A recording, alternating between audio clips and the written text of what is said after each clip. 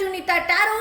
ಇವತ್ತು ನಾನು ಯಾವ ವಿಚಾರವಾಗಿ ರೀಡಿಂಗ್ ಮಾಡ್ತಾ ಇದ್ದೀನಿ ಅಂತ ಹೇಳಿದ್ರೆ, ವರ್ಷದ ಮೊದಲನೇ ಹಬ್ಬ ಸಂಕ್ರಾಂತಿ ಆಗಿರೋದ್ರಿಂದ ಸಂಕ್ರಾಂತಿ ಏನೆಲ್ಲ ನಿಮ್ಮ ಲೈಫಲ್ಲಿ ಹೊಸತು ತರ್ತಾ ಇದೆ ಅನ್ನೋದೇ ಇವತ್ತಿನ ರೀಡಿಂಗ್ ಆಗಿರುತ್ತೆ. ಎಂದಿನಂತೆ ನಿಮ್ಮ ಮುಂದೆ 3 ಕಾರ್ಡ್ಗಳನ್ನ ಇಟ್ಟಿದ್ದೀನಿ. 3 ಕಾರ್ಡ್ಗಳ ಮೇಲೆ 3 ಸ್ಟೋನ್ಗಳನ್ನ ಇಟ್ಟಿದ್ದೀನಿ.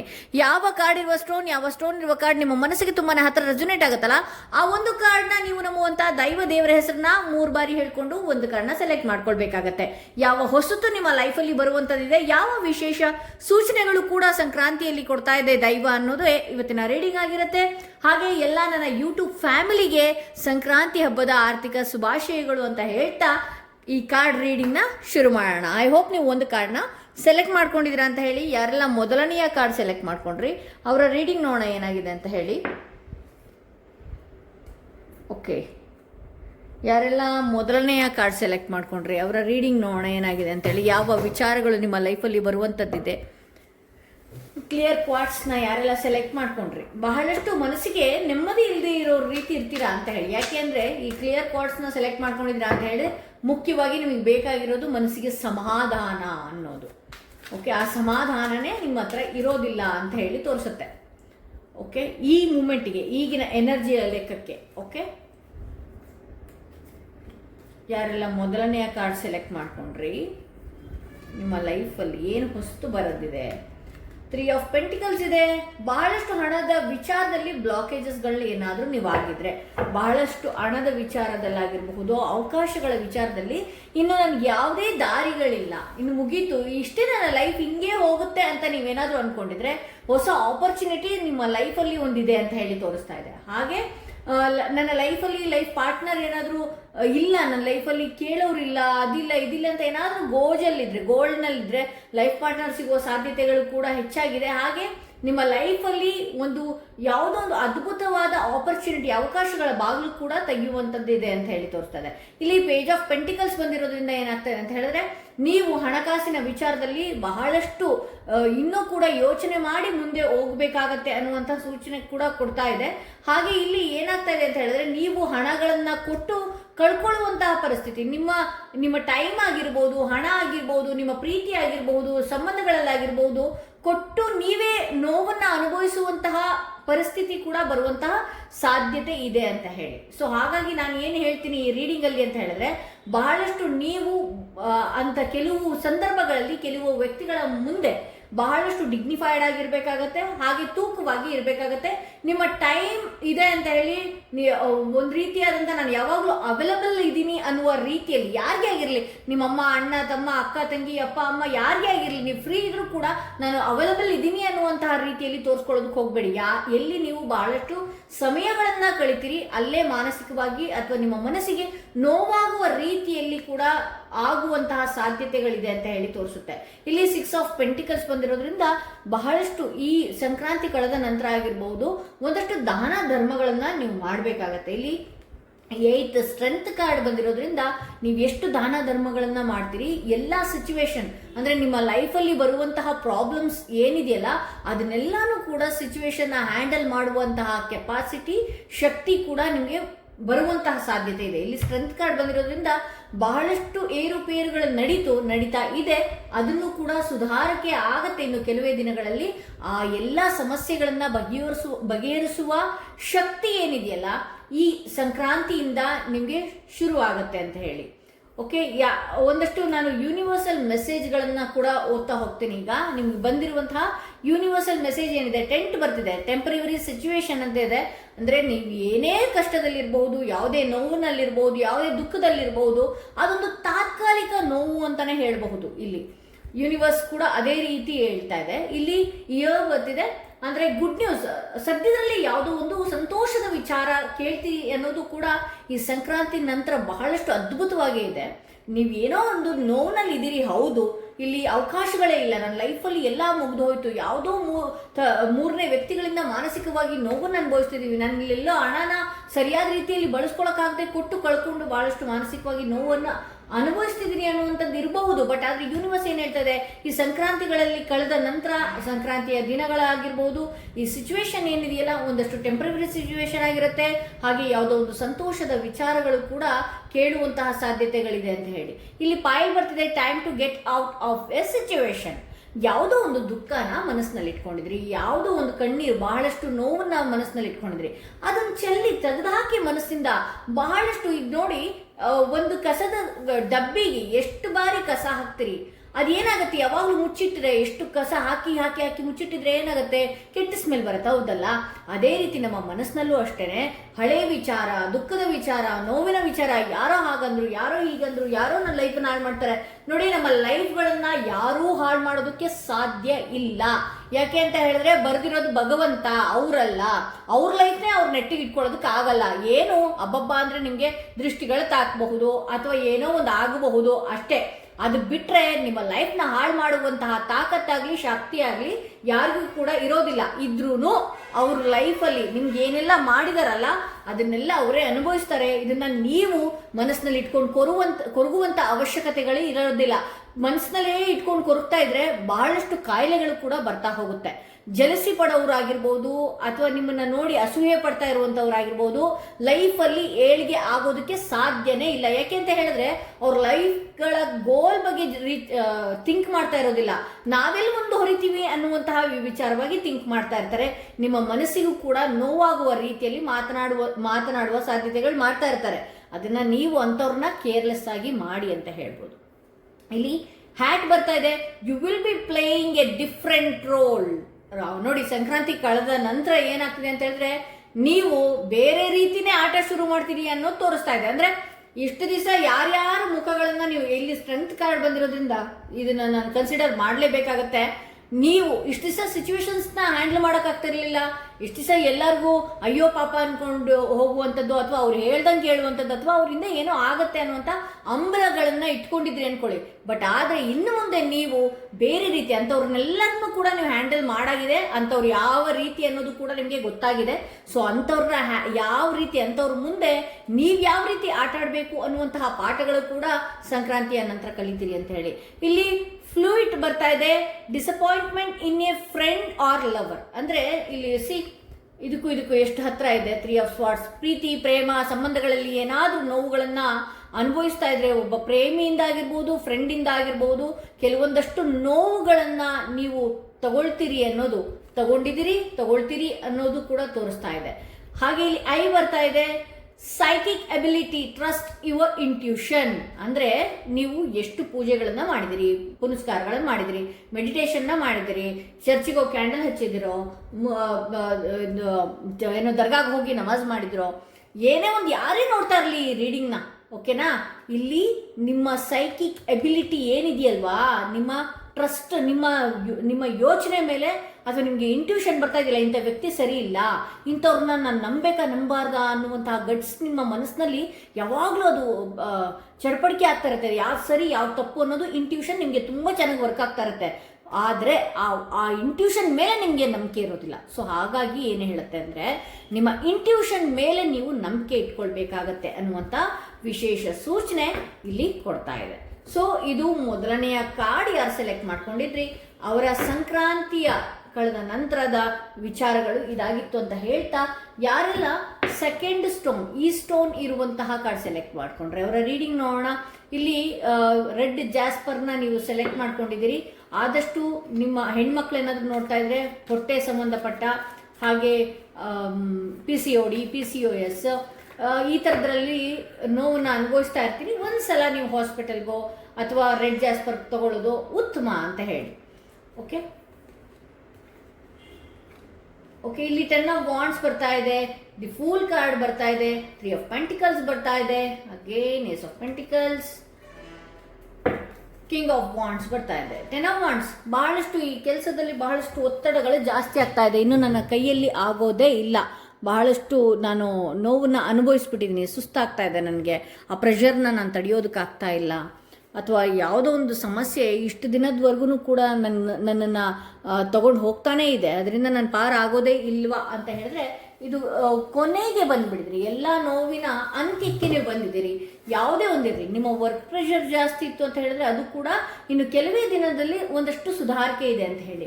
ಇಲ್ಲಿ ಫೂಲ್ ಕಾರ್ಡ್ ಬಂದಿದೆ. ದಯವಿಟ್ಟು ನಿಮ್ಮ ಆರೋಗ್ಯದ ಕಡೆ ಗಮನ ಕೊಡಬೇಕಾಗತ್ತೆ, ಹಾಗೆ ನಿಮ್ಮ ವ್ಯವಹಾರಗಳ ಕಡೆನೂ ಕೂಡ ಗಮನ ಕೊಡಬೇಕಾಗತ್ತೆ. ನೀವೇನಾದರೂ ಉಡಾಫೆಯಲ್ಲಿ ಇದ್ರಿ ಅಂತ ಹೇಳಿದ್ರೆ, ನೀವೇನಾದರೂ ಉಡಾಫೆ ರೀತಿಯಲ್ಲಿ ಅಂತ ಹೇಳಿ ಲೇಜಿ ಆಗಿದ್ರೆ ಅಂತ ಹೇಳಿದ್ರೆ ಇದರಿಂದ ಬಹಳಷ್ಟು ನೋವುಗಳನ್ನ ನೀವು ಪಡಬೇಕಾಗತ್ತೆ.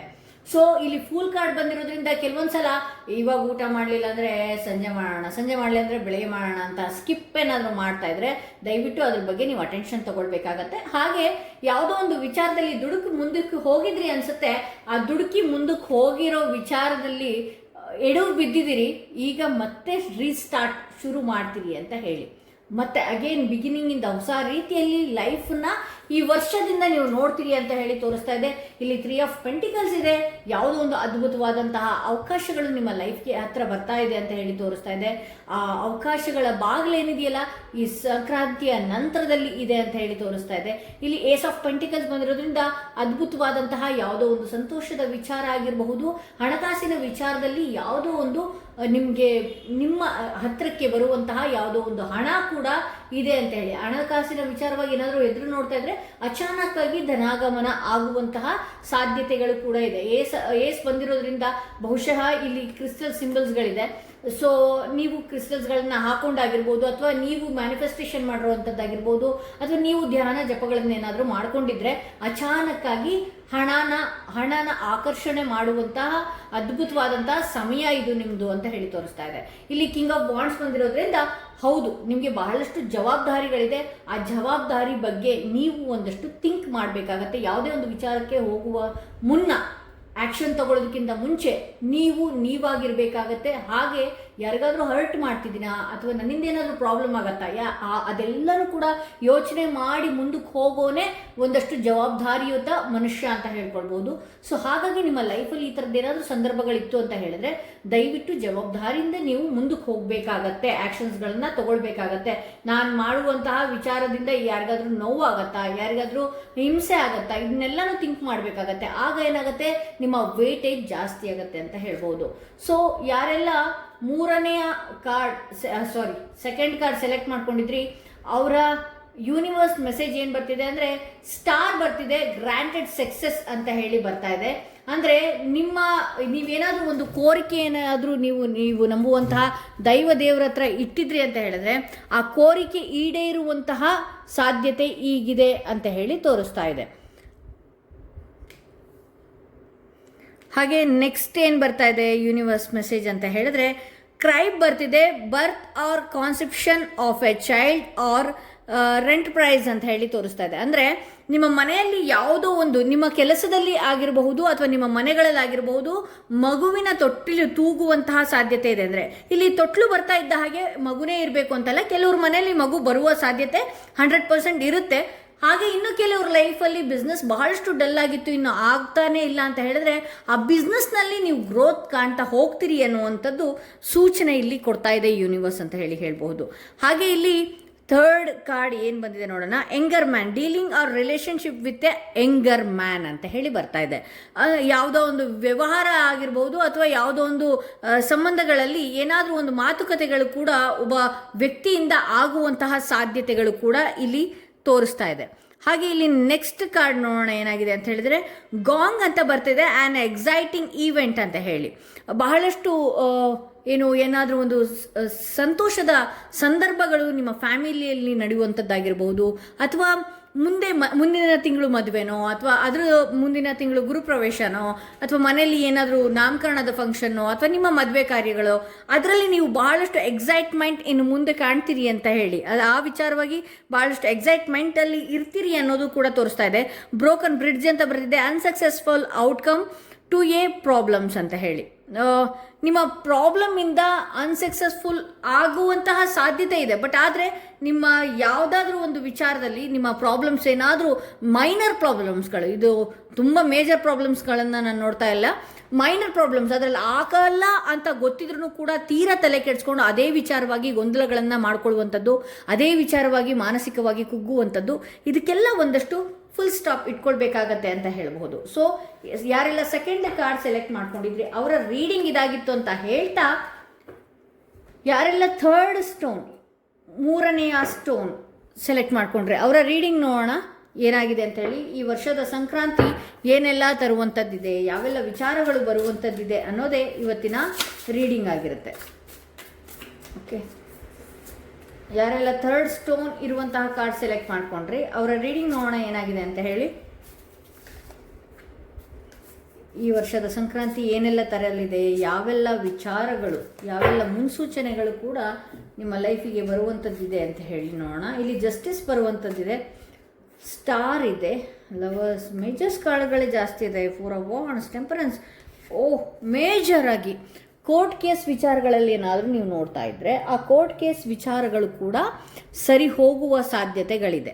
ಅದು ಹಾಗೆ ನಿಮಗೆ ಯಾರೆಲ್ಲ ನಿಮ್ಮಿಂದ ಏನಾದರೂ ದೂರ ಆಗಿದ್ರೆ ಅಥವಾ ನಿಮ್ಮನ್ನು ಬಹಳಷ್ಟು ಹರ್ಟ್ ಮಾಡಿದರೆ ನ್ಯಾಯಬದ್ಧವಾಗಿ ನಿಮಗೆ ಯಾವ ರೀತಿ ಸನ್ಮಾನ, ನಿಮ್ಗೆ ಯಾವುದು ತಪ್ಪೇ ಇಲ್ಲ ಅಂತ ಹೇಳಿ ನಿಮ್ಮನ್ನು ದೂರದಂಥವ್ರಾಗಿರ್ಬೋದು ಅಥವಾ ನಿಮ್ಮ ಬಗ್ಗೆ ನೆಗೆಟಿವ್ ಮಾತನಾಡಿದವರು ಆಗಿರ್ಬೋದು, ಅವರು ಕೂಡ ತೊಂದರೆಗಳಿಗೆ ಸಿಕ್ಕಾಕೊಳ್ಳುವಂತಹ ಸಾಧ್ಯತೆ ಇದೆ. ಅಂದರೆ ಇಲ್ಲಿ ಕರ್ಮ ರಿಟರ್ನ್ಸ್ ಅನ್ನುವ ರೀತಿಯಲ್ಲಿ ಇರುತ್ತೆ ಜಸ್ಟಿಸ್ ಕಾರ್ಡ್ ಯಾವಾಗ್ಲೂ. ಯಾರಿಗೆ ಏನೇ ಪ್ರಾಬ್ಲಮ್ ಮಾಡೋದಕ್ಕೆ ಹೋದಾಗಲೂ ಕೂಡ ನ್ಯಾಯವಾಗಿ ಅವರು ಏನೂ ತಪ್ಪು ಮಾಡದೇ ಇದ್ರೆ ನಾವೇನೆಲ್ಲ ಕುತಂತ್ರ ಕೆಲಸಗಳನ್ನು ಮಾಡಿರ್ತೀವಲ್ಲ ಅದಕ್ಕೆ ತಕ್ಕ ಪಾಠ ಭಗವಂತನಿಂದಾನೇ ಬರುವಂತಹ ಸಾಧ್ಯತೆಗಳು ಹೆಚ್ಚಿದೆ ಅಂತ ಹೇಳಿ ತೋರಿಸ್ತಾ ಇದೆ. ಇಲ್ಲಿ ಸ್ಟಾರ್ ಬರ್ತಾ ಇದೆ, ಅದ್ಭುತವಾದಂತಹ ಟ್ರಾವೆಲಿಂಗ್ಗಳನ್ನು ನೀವು ಮಾಡ್ತೀರಿ ಅಂತ ಹೇಳಿ ತೋರಿಸ್ತಾ ಇದೆ. ಎಲ್ಲೋ ಓಡಾಟಗಳಾಗಿರಬಹುದು, ಸುತ್ತಾಟಗಳಾಗಿರಬಹುದು, ಹಾಗೆ ಬಹಳಷ್ಟು ಅವಕಾಶಗಳ ವಿಚಾರಗಳನ್ನು ನಿಮ್ಮ ಹತ್ರ ಬರುವಂಥದ್ದು.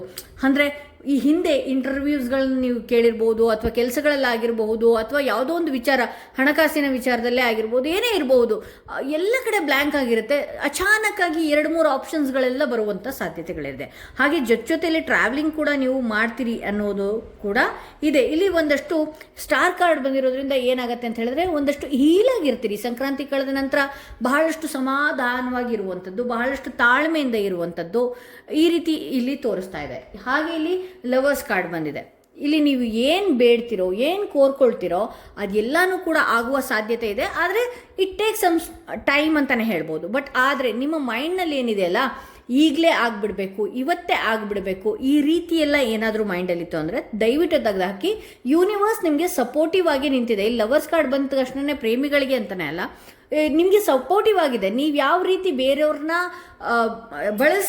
ಬಳಸ್ಕೊಳ್ತಿರೋ ಅದೇ ರೀತಿ ನಿಮಗೂ ಕೂಡ ಪ್ರಕೃತಿ ಬಳಸುತ್ತೆ ಅಂತ ಹೇಳ್ಬೋದು. ಅಂದರೆ ಫಾರ್ ಎಕ್ಸಾಂಪಲ್ ಹೇಗಿರುತ್ತೆ ಅಂತ ಹೇಳಿದ್ರೆ, ನಿಮ್ಮ ಲೈಫಲ್ಲಿ ಬಹಳಷ್ಟು ವರ್ಷಗಳಿಂದ ಆಗಿರಬಹುದು, ಬಹಳಷ್ಟು ತಿಂಗಳುಗಳಿಂದ ಆಗಿರಬಹುದು, ನೀವು ಏನೋ ಒಂದು ಕೋರಿಕೆಗಳನ್ನು ಬೇಡ್ಕೊಂಡಿರ್ತೀರಿ ಅಂತ ಇಟ್ಕೊಳ್ಳಿ. ಆ ಕೋರಿಕೆಗಳು ಆಗ್ತಾನೆ ಇರೋದಿಲ್ಲ. ಬಟ್ ಆದರೆ ಈಗ ನಿಮ್ಮ ಟೈಮ್, ಭಗವಂತ ಎಲ್ಲ ಕಡೆ ಸುತ್ತಾಡಿ ನಿಮ್ಮ ಹತ್ರ ಬಂದಿರುವಂತಹ, ನಿಮ್ಮ ಸಮಸ್ಯೆ ಕೇಳುವಂತಹ ಟೈಮ್ ಇದಾಗಿದೆ. ಸೊ ಹಾಗಾಗಿ ನೀವು ಏನು ಕೇಳ್ಕೊಳ್ತೀರಿ, ಬೇರೆಯವ್ರಿಗೆ ಯಾವುದೇ ರೀತಿ ನೋವಾಗದಿರುವಂತಹ ರೀತಿಯಲ್ಲಿ ಕೇಳ್ಕೊಳ್ಬೇಕು. ನಿಮ್ಮ ಕೋರಿಕೆ ಆಗಿರಲಿ, ನಿಮ್ಮ ಅಭಿಷ್ಠಾನ ಆಗಿರಲಿ, ಏನೇ ಆಗಿರಲಿ, ಅದು ಇನ್ನೊಬ್ಬರಿಗೆ ನೋವಾಗುವ ರೀತಿಯಲ್ಲಿ ಇರಬಾರ್ದು. ಯಾಕೆ ಅಂತ ಹೇಳಿದ್ರೆ, ನಿಮ್ಗೆ ಇವತ್ತು ಏನೋ ಫಲಗಳು ಸಿಕ್ಬಿಡ್ಬೋದು, ಬಟ್ ಆದರೆ ಇನ್ನೊಬ್ಬರಿಗೆ ನೋವಾಗುವ ರೀತಿಯಲ್ಲಿ ಬೇಡ್ಕೊಂಡಾಗ ಅದು 10 ಪಟ್ಟಲ್ಲಿ ನಿಮಗೆ ಆಗುವ ಸಾಧ್ಯತೆ ಇದೆ. ಸೊ ಹಾಗಾಗಿ ಈ ಸಮಯ ಏನಿದೆಯಲ್ಲ, ಭಗವಂತನೇ ನಿಮ್ಮ ಜೊತೆಲಿ ಇರುವಂತಹ ರೀತಿಯಲ್ಲಿ ಇರುತ್ತೆ.